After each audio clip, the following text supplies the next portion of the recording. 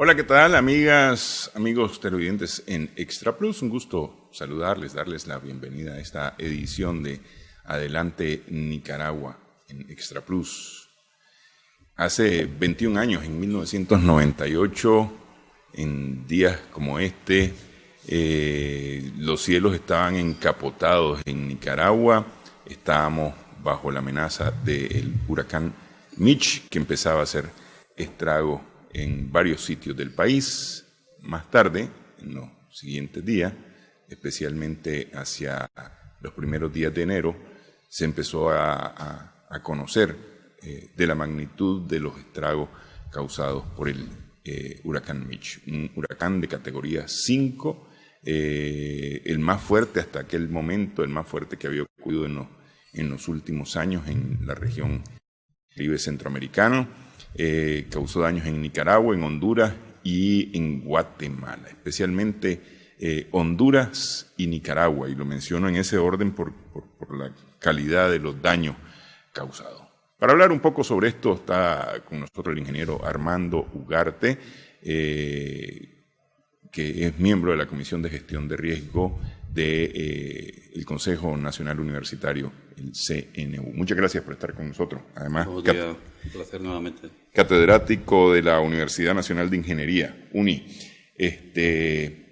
Cuantifiquemos Mitch. Vamos a ponernos 1998. Empecemos por cómo estaba Nicaragua en el 98. Bueno, hasta 1998, antes de la ocurrencia del Mitch, se disponían de una serie de esfuerzos en aras de la construcción de un sistema.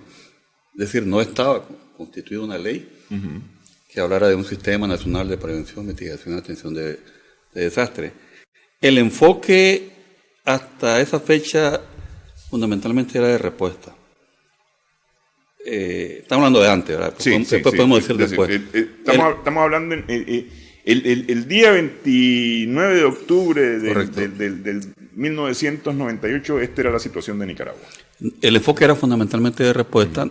No quiero decir que no habían esfuerzos, por ejemplo, en las universidades o en otras instancias especializadas de investigación asociadas a eso, pues. Pero no estaba, diría yo, pues, con el enfoque necesario y suficiente. Bueno, es que todo se deriva de la creación de un sistema. Habían esfuerzos aislados.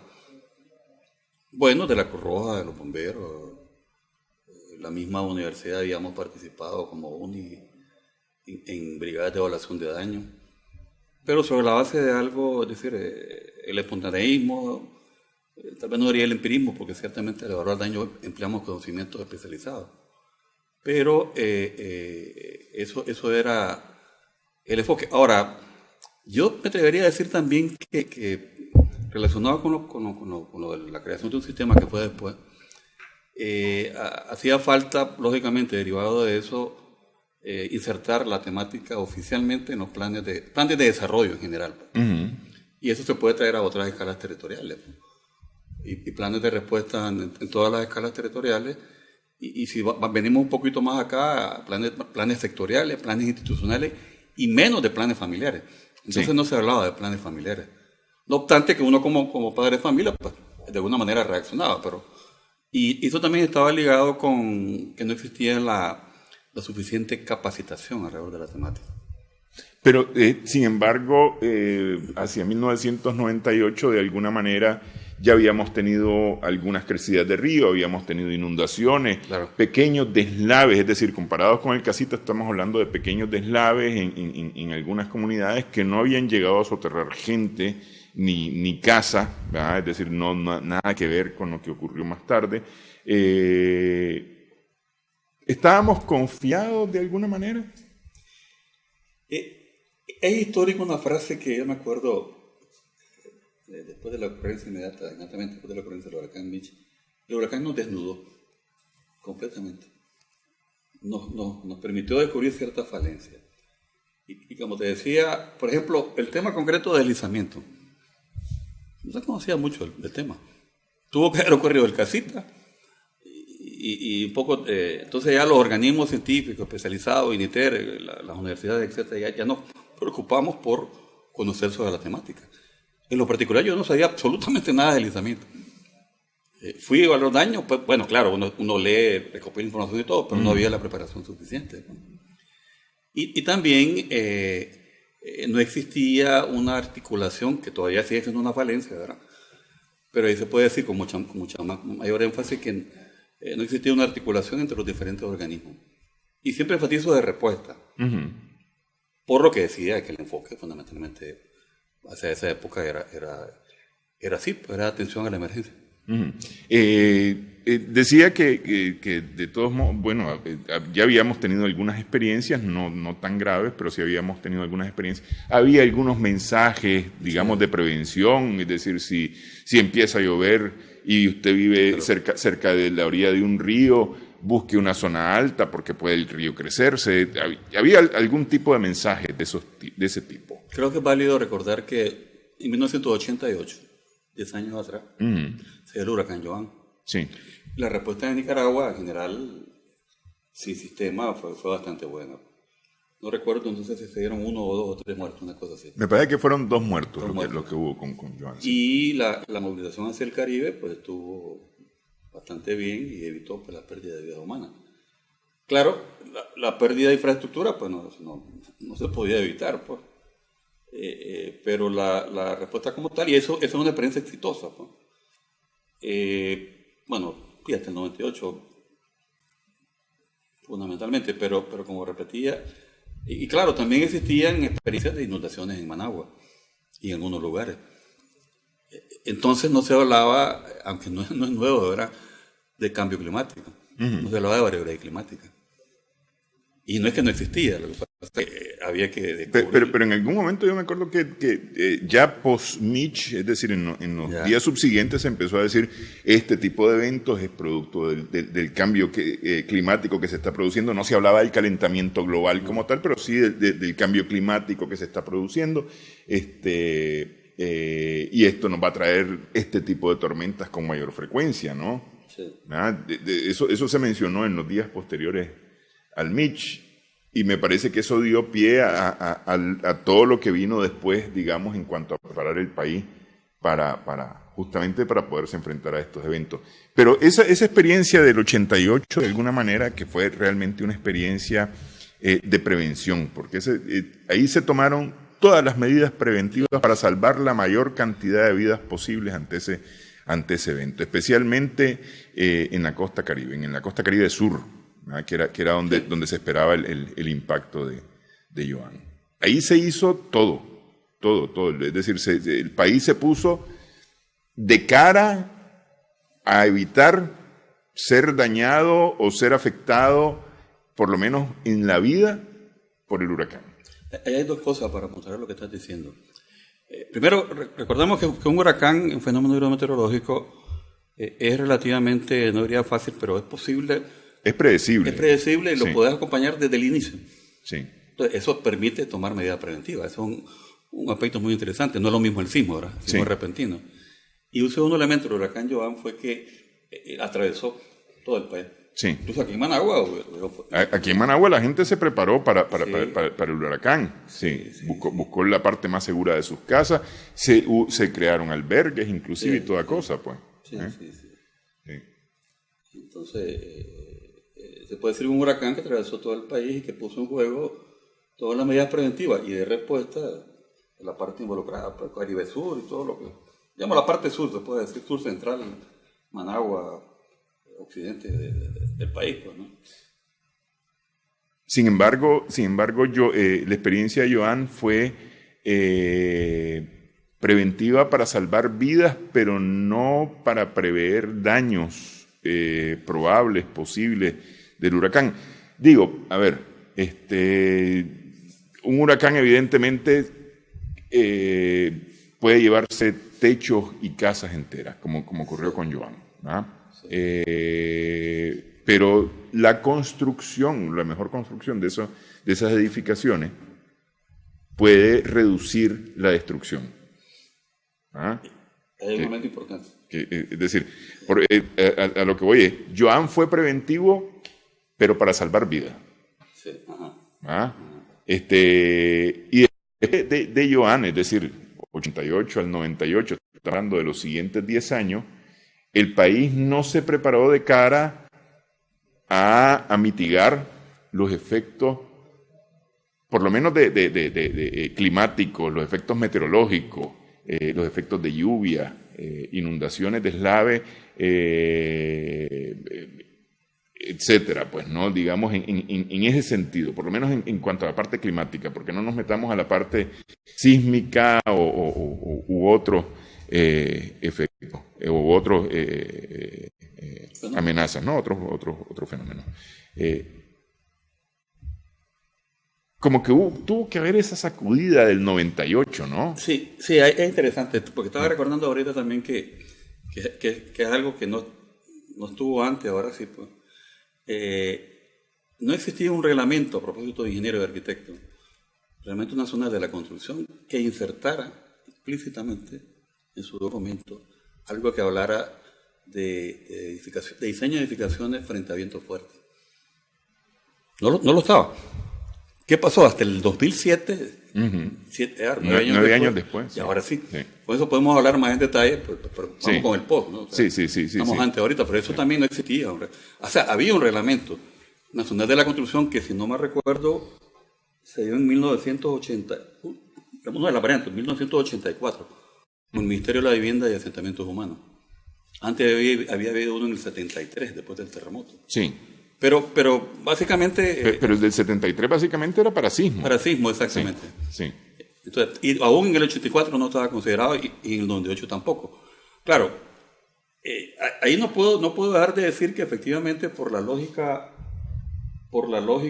de sobrevivencia de los pobladores de la costa del Caribe, sus viviendas son construidas sobre zancos. Sí. Eso sí.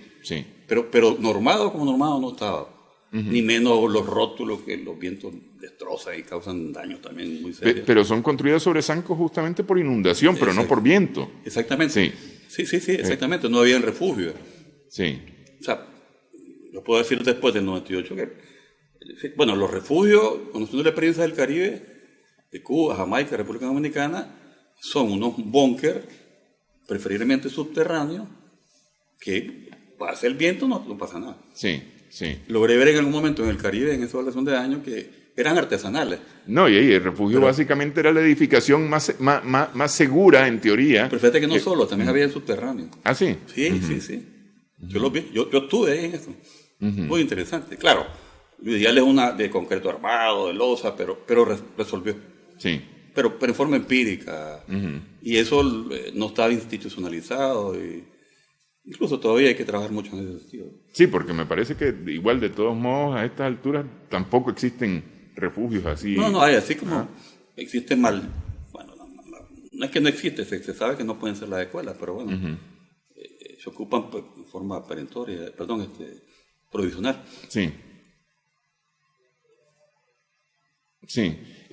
Ok, eso era la situación que teníamos hasta 1998.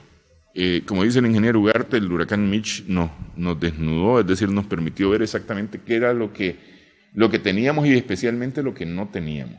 Sí. Y veníamos de varias experiencias, pues, porque la verdad es que veníamos de 1972, de 1982, que tuvimos el Aleta, y especialmente 1988, digamos, esos tres grandes eventos.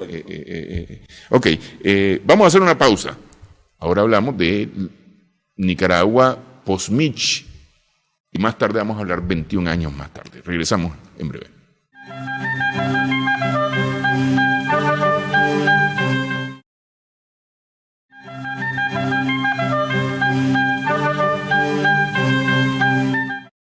Seguimos en Adelante Nicaragua en Extra Plus. Estamos conversando con el ingeniero Armando Ugarte.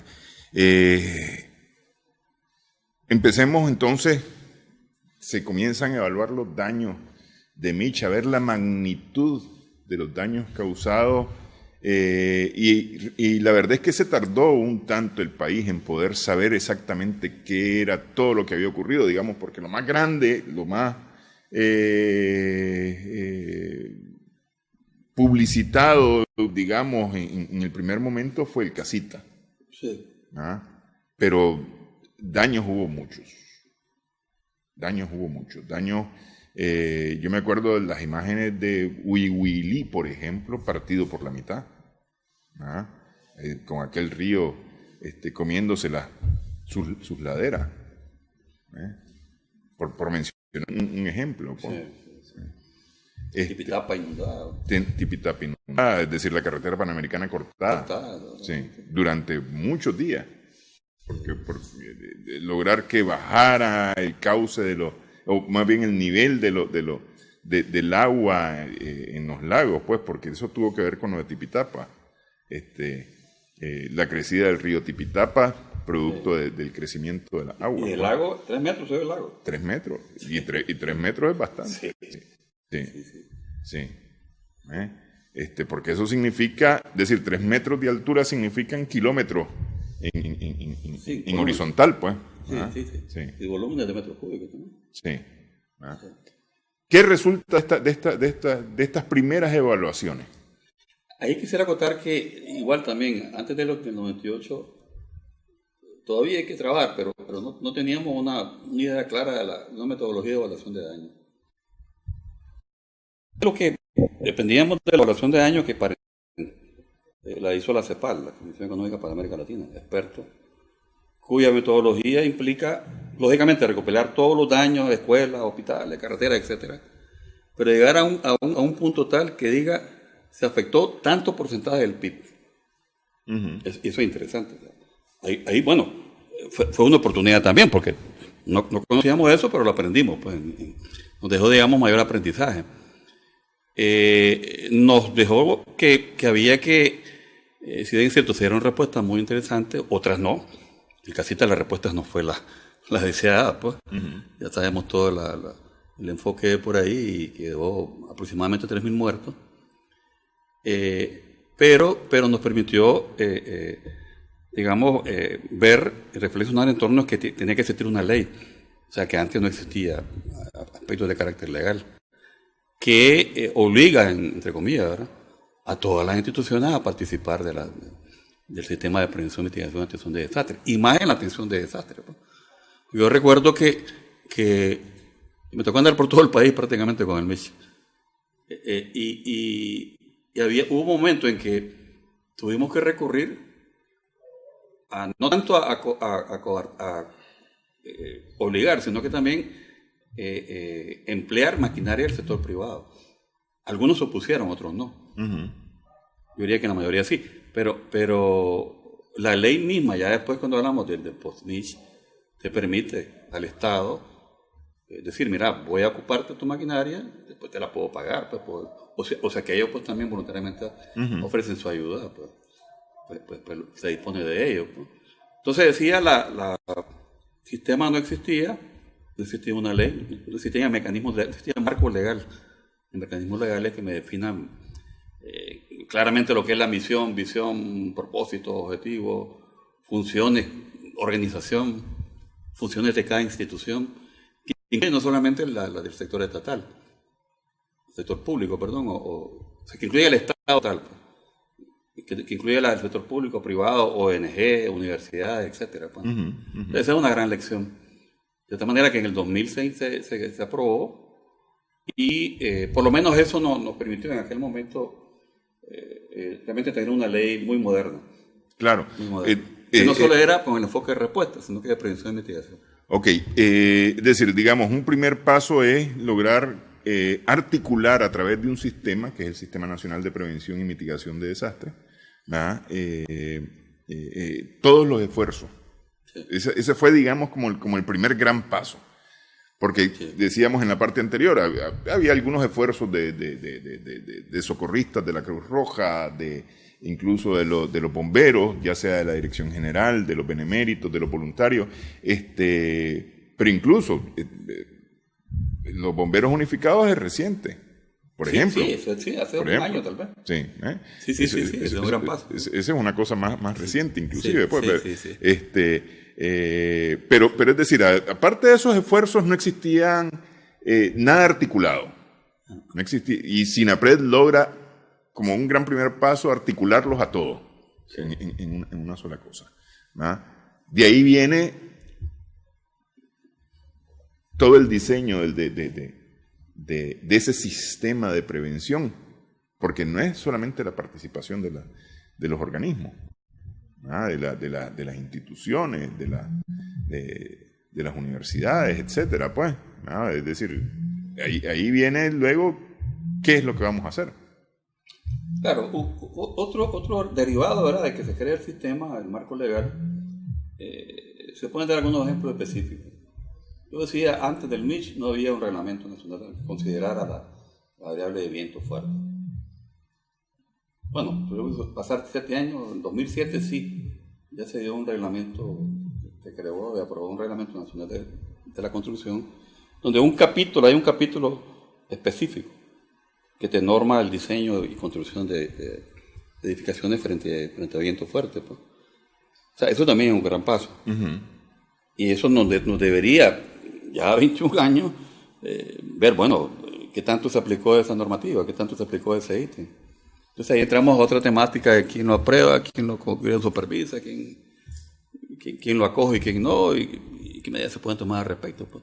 Pero el hecho también de que exista un marco legal relacionado con la construcción también. Además, yo podría decir que también se han desarrollado una serie de avances de estudios de impacto ambiental, por ejemplo.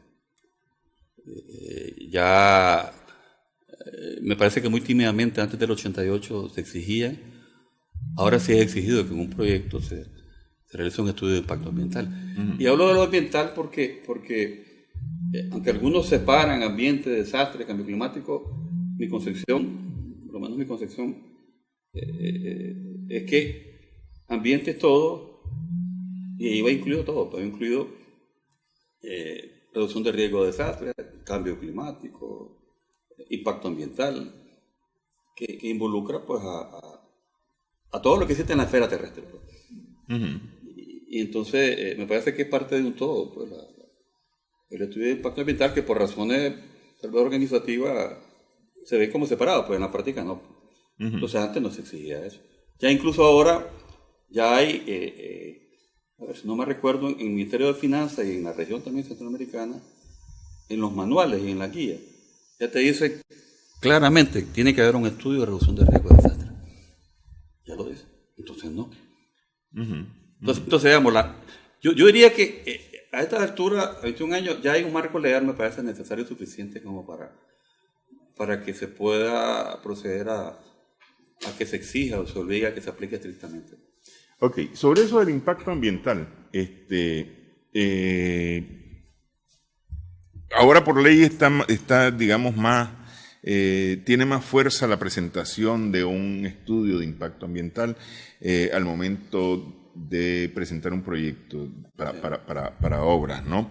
Sin embargo, me parece a mí, si por ley hay conciencia, lo cierto, o hay una exigencia, lo cierto es que no hay una conciencia, creo yo, acerca de realmente la importancia que tiene un estudio de impacto ambiental, ¿ah?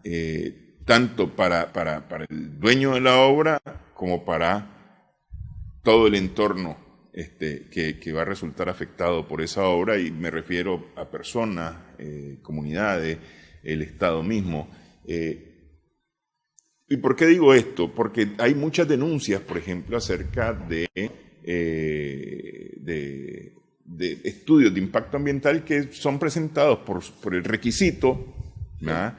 Y al final de cuentas no son tales, ¿verdad? O no están diciendo toda la verdad. Pero bueno, ahí sería meterme a camisa de 11 varas en este momento. Yo lo que voy es que existe realmente una conciencia, a mí me parece que no, de la necesidad del estudio de impacto ambiental. Mira, es una respuesta interesante, porque decirte que no, pues realmente nos negaríamos a algunos que sí consideramos. Pues. Ahora, yo diría que todavía no es suficiente, así lo diría. Algunos quizás conscientes, sensibilizados, pues lo aplicamos porque sabemos que eso, al fin de cuentas, previene la pérdida de vidas humanas, pues, que es lo fundamental. Protege la vida, pero en general todavía hay mucho que bregar en cuerpos de profesionales y que, bueno, es un proceso que tiene que ver mucho con la educación. Yo creo que tiene que, sí, tiene que ver mucho con la educación, en eso estoy totalmente de acuerdo, pero me parece que, es decir, más que los profesionales que se dedican al levantamiento o al estudio, me parece que los propietarios, los que son responsables de presentar un estudio de impacto ambiental, tienen poca conciencia sobre la importancia que tiene. Es decir, me refiero más bien a ellos, más que al profesional que hace el estudio, me refiero al dueño del estudio. ¿Ah? Yo diría que hay una cuota de responsabilidad que no se la dejaría solo a los propietarios ni a los profesionales. O sea, todos tenemos diferentes niveles de participación. Por ejemplo, está explícito en la normativa. Está clasificado por proyectos, en el caso del impacto ambiental. El que diseña, que hace el estudio, tiene una gran responsabilidad de hacer todos los estudios. Ahí va todo lo de hidrología, etcétera, sismo, etcétera. Ok, primero ese, ahí es personal, pero hay que someterlo a una aprobación. Allá está la responsabilidad de quien aprueba. En este caso es el Marena. Es correcto, pero es que ahí hay varios involucrados, porque claro, tenemos al Marena, tenemos a las alcaldías. Sí. Que también tienen que aprobar ese estudio de impacto ambiental. Digo, por ejemplo, cuando se habla de un residencial, cuando voy a construir mi casa, yo personalmente debo de tener, digamos, alguna idea de a dónde voy a estar, cuáles pueden ser los riesgos que puedo tener, cómo los voy a minimizar, y cómo además no voy a afectar a mi entorno. Es decir, esa es la conciencia que debe tener uno a la hora de prepararse para hacer una obra, ¿no? Porque esa es la idea. No fregarme yo ni fregar a los otros. Esa es un tanto la idea del estudio de impacto ambiental. ¿Ah? Pero las instituciones igual. A veces pasa... Estudio de impacto ambiental, chic, presentado. me parece, pues, no sé, pues puedo estar diciendo una barbaridad. ¿Ah? Pero bueno, hay distintos niveles. O sea, por ejemplo, sin pretender, digamos, defender a las instituciones, de repente podría ser que decía la cuota de todo, responsabilidad en algunos momentos específicos. Puede ser que en el caso de los profesionales que revisan el estudio de impacto ambiental, si está bien y todo está mal, de repente en algunas alcaldías no hay suficiente personal calificado. Que a fin de cuentas quien lo hace, quien revisa ese caso del Marena, pero obviamente tendrá que haber personal calificado en cada una de las alcaldías. Entonces podría ser un problema de falta de educación al respecto, pues. No quiero justificarlo, ¿verdad? Pero también lo que decía de el Marena, por ejemplo, y también tiene que ver con el SINAPRED, tendrá que tener, de hecho sé que lo hay, pero ahí entran otros factores, una campaña educativa permanente. Que la basura, que todo eso lo hay, no podemos negar lo que lo hay. Ahora, ¿qué tan efectivo ha sido? Ahí el detalle. Tiene que ver con otros aspectos estructurales. Sí. Que bueno, por mucho que aquí en Managua se hacen campañas que la basura, todos los años son... Me da la sedimentación de los cauces, aumento del volumen por sedimentación. Entonces ¿qué pasa? ¿Estamos mal? Yo creo que todavía tenemos un reto permanente en función de eso. Entonces, ahí tengo las diferentes cuotas, ¿no? Sí, el profesional que hace el estudio, quien lo aprueba, y no termina ahí. Una vez aprobado, tendría que haber una ejecución. Pero ¿quién supervisa la ejecución? Sí. Y ahí quiero acotar algo. Quien debe supervisar, a veces se piensa que solo es los organismos estatales que te vigilan el cumplimiento de lo normado. También el dueño. Que es el principal. Y ahí voy a la responsabilidad del dueño. Sí, que era lo que yo decía. Es decir, si voy a construir mi casa, yo tengo que ver mi seguridad primero. Claro. Y la seguridad del entorno. Porque al final de cuentas, el entorno también me puede terminar afectando a mí. Sí. Por ejemplo, yo decía ayer, recuerdo que, como diga el ejemplo, aquí en el kilómetro 13, que eso pasó en los días anteriores, hay una urbanización, casas de 2 plantas, pues, más o menos de clase media alta, diría. hay un muro perimetral, más bien había Ujú. un muro perimetral. Esta lluvia lo botaron. Bueno, tendrá que haber alguna cláusula a la hora que uno firma que quiere una vivienda, que diga que en algún momento la empresa contratista se encarga se responsabiliza de algún daño. Y le pregunto, pues, ¿y qué hicieron? Mire, me dice una señora ahí, que es amiga mía, que me llamó. Mire, ya lo volvieron a hacer. Espérese, le digo. Volvieron a hacer el muro, ¿pero qué? ¿En el mismo lugar?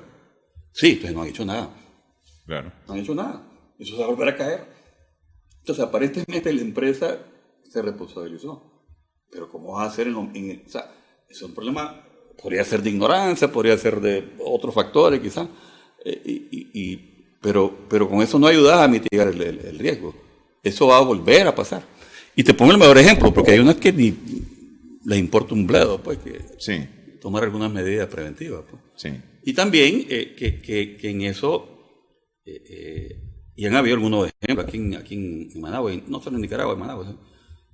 Hay edificaciones que están edificadas sobre causas naturales. Ujú. Ahí por mucho que le pongas obras de mitigación, mentira. Y esa es parte justamente de los estudios de impacto ambiental, Sí, porque claro, es decir, claro. ahí un estudio de impacto ambiental debió haber dicho, no es viable construir en ese punto exacto, es decir, si lo corre tantos metros, no sé, pues, pero... Sí, hay normas, sí la hay. Sí, La hay. Lo que pasa es que, si bien es cierto, en el Japón o en otros países desarrollados, pueden hacerlo si hay aeropuertos en el Pacífico japonés que están sobre el mar. sí. Pero bueno, Pero están hechos bajo una cantidad de normas. Sí. Sí. Sí, hay una inversión súper alta ahí. Sí. Y recursos humanos financieros muy especializados. Ok, vamos a hacer pausa. Vamos a seguir conversando aquí con el ingeniero Armando Ugarte.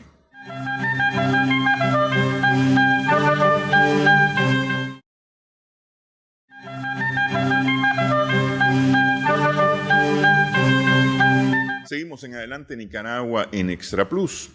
Hablábamos acerca de los estudios de impacto ambiental que de una u otra forma le permitirían a uno saber si lo que va a hacer va a estar bien hecho o ver qué medidas se pueden tomar para poder garantizar la seguridad propia y la del entorno, ¿no? Sí. A veces pensamos que tiene que ver con agua, digamos, para ponerlo de alguna manera, pero lo cierto es que en este país estamos expuestos a cualquier cantidad de amenazas, agua, viento, movimiento sísmico, erupciones, en fin, ¿no? Maremotos para las personas que viven cerca de las costas, ¿no? Y realmente no sé si todo esto se considera, porque, a ver, por ejemplo, Managua, después del 72 se hizo una especie de mapeo que al final no terminó de estar listo, creo que hasta casi el 2000, con la colaboración de científicos checos, de el fallamiento de la ciudad, Sí, ¿no? sí. Más o menos por el 2000 me parece que terminó de Sí, estar tuvieron listo. los checos. Sí, Y resultó que Managua está crucificada, como se dice popularmente. Es decir, es una cantidad de fallas mucho mayor a las que nos habíamos imaginado, porque después del 72 hubo algunas publicaciones sobre sismo, sobre el fallamiento, y eran algunas fallas, pues, y me acuerdo que se decía, no se puede construir a tantos metros de una falla, ¿ah? Sin embargo, si uno se hace esa cantidad de metros a la derecha de la falla, se encuentra con la falla que está a la izquierda. Entonces, al final de cuentas, si nos pusiéramos para eso, no podríamos construir, ¿ah? Sin embargo, lo que ha resultado es, y lo mencionábamos, por ejemplo, con el caso de los japoneses que tienen aeropuertos sobre el mar, que sí se puede. Lo que hay es que tomar las medidas correspondientes para evitar los efectos de ese fallamiento, por ejemplo, o los efectos de viento, los efectos de agua. Fíjate que ahí, con ese ejemplo, yo apuntaría que además de la calificación, posibilidad de investigar de los japoneses, está conciencia del empresario, puede ser del dueño, puede ser el Estado, puede ser un privado, en cuanto a que tiene que invertir de antemano, no hasta que se presente. Eso es importante. Creo que en eso aquí en nuestro país todavía hay que agregar bastante. Todavía hablamos de gasto, no hablamos de inversión. Exacto, es una inversión. La prevención de desastres es una inversión, no es un gasto. Entonces, también, si conciencia, que si no conciencia, que interese, que, o sea, podemos hablar mucho al respecto, pues, pero lo cierto es que todavía hay que tenemos una buena cantidad de lagunas en ese sentido, en general, ¿verdad? No solo hablo del Estado, que somos todos. Pues. Sí. Sí. Ok, recordábamos en un momento durante la pausa que en los días anteriores, 10, 15 días antes del huracán Mitch, hubo un enjambre sísmico en Ticuantepe. Sí. Eso nos da una idea de cómo estamos en este país, pues, porque lo cierto es que hoy día se hacen ejercicios multiamenazas y se dice se produjo un sismo de tal magnitud que está acompañado además de un maremoto y deslaves en tal lado, pero encima tenemos una depresión tropical o una tormenta tropical que nos está causando lluvias y hay riesgos de inundaciones. Se pinta un panorama bien negro a veces en los ejercicios multiamenazas que se llaman, ¿no? Pero lo cierto es que son posibilidades bastante reales que tiene Nicaragua de ocurrencia.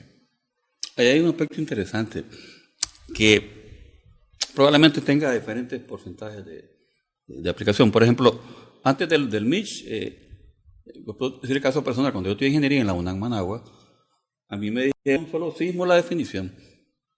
Y los sismos no son yo soy de la época del 77 en la UNAM Managua.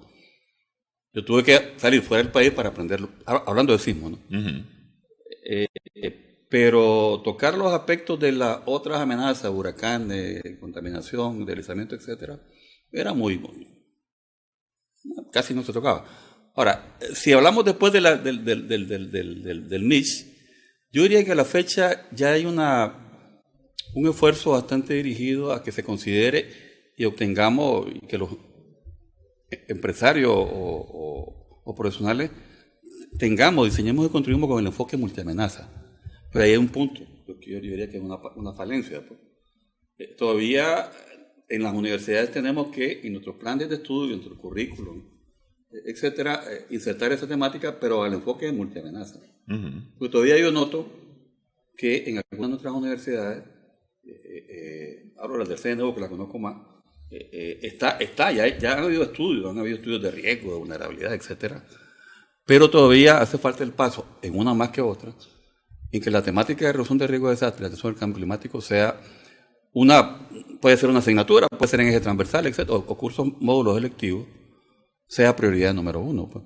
Y eso no solo es currículum, es presupuesto, es tener una política institucional de reducción de riesgo de desastre y atención al cambio climático, que no todas las universidades lo tienen. Es decir, el hecho que no exista eso no implica que no se ha hecho mucho, pero caemos siempre a lo mismo. O sea, vamos a hacer más cosas y mejores si tenemos una política institucional ya aprobada por las máximas autoridades, y ahí se derivan planes estratégicos, recursos, mecanismos de organización, seguridad interna, compromiso o vinculación con, en este caso en Nicaragua, con el SINAPRED.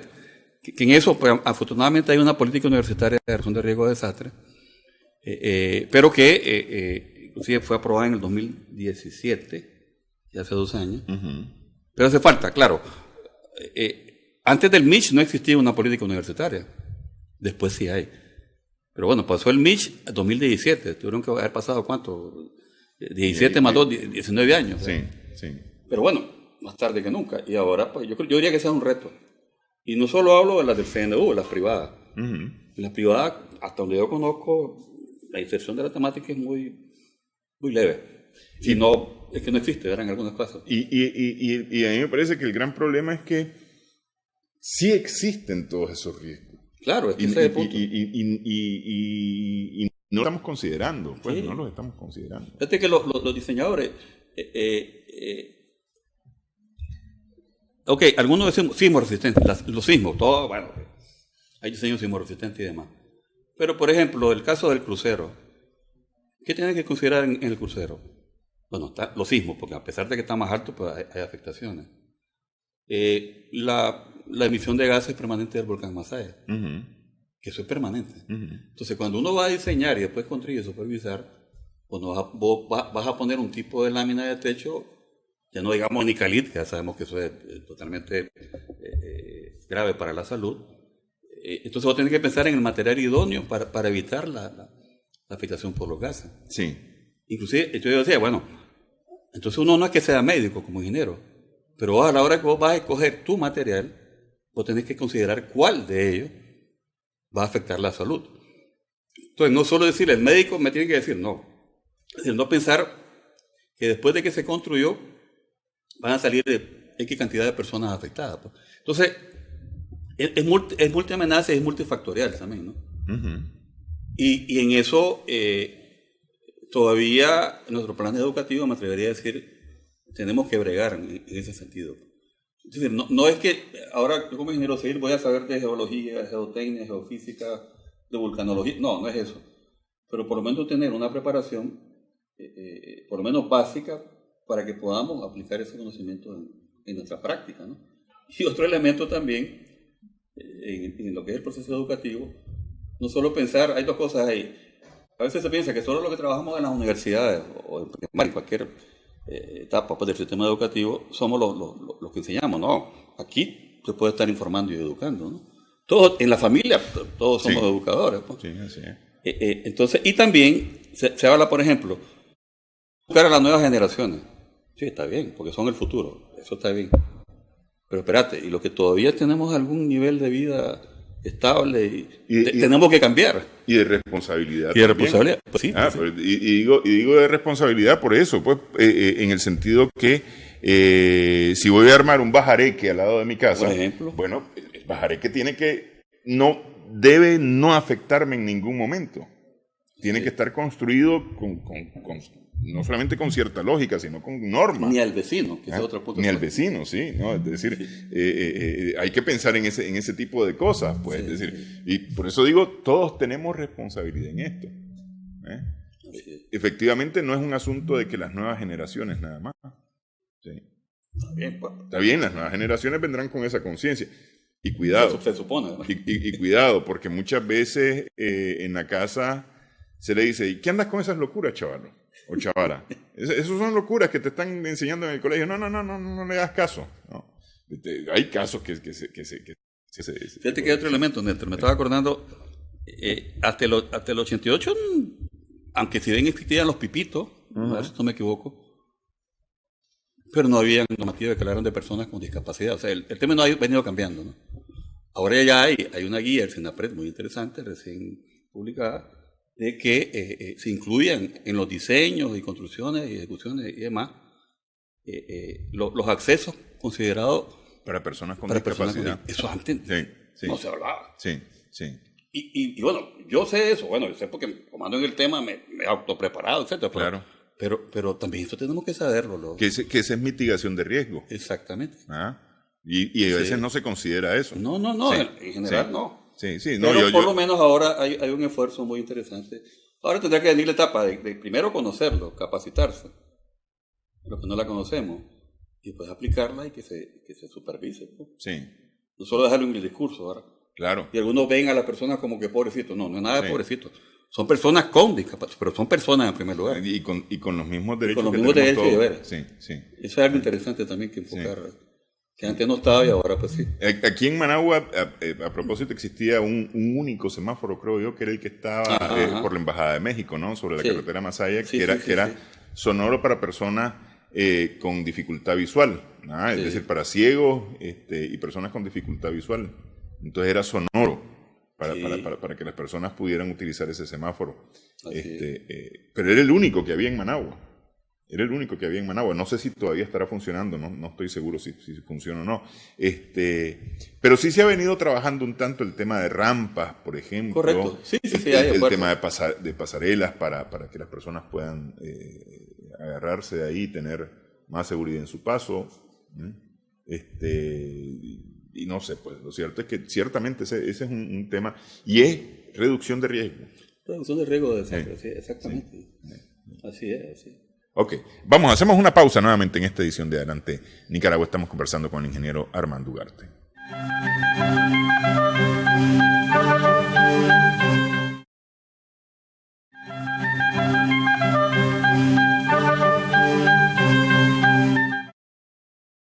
De Nicaragua conversamos con el ingeniero Armando Ugarte.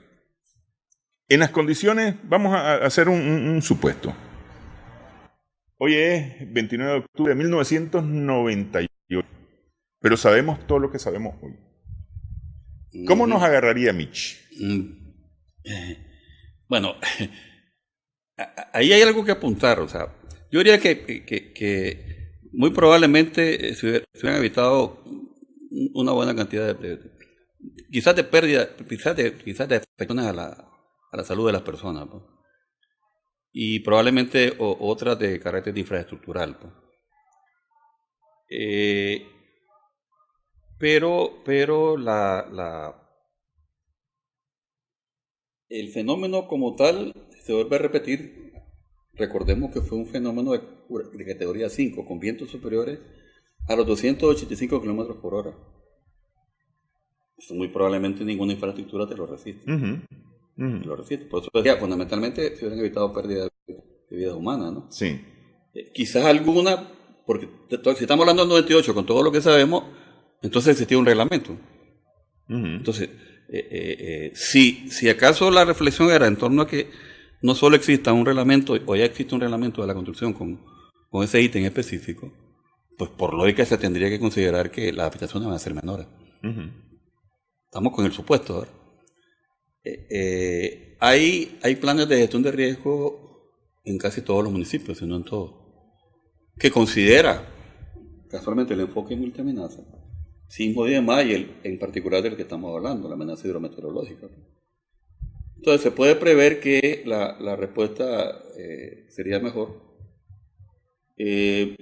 Quizás es tal vez muy atrevido decir que se hubiera evitado el deslizamiento del Casita, porque eso es un fenómeno francamente natural, pero sí por lo menos...